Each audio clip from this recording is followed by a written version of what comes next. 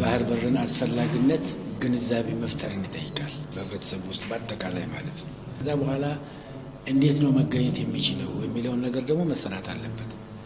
ሲጀመር መሰረቱ ዓለም አቀፍ ህግ በ1982 የተባበሩት መንግስታት ድርጅት ያስቀመጠው ህግ ማንኛውም የባህር በር የሌላቸው ሀገሮች የባህር በር ማግኘት መብት አላቸው ይላል።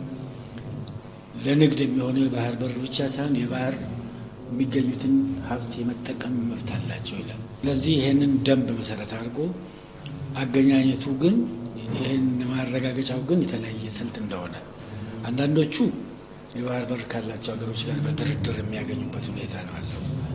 አንዳንዶቹ ደግሞ በህጋዊ መንገድ ከሚመለከተው አካል ጋር ሄደው በውሳኔ የሚያገኙበት ሁኔታ አለ።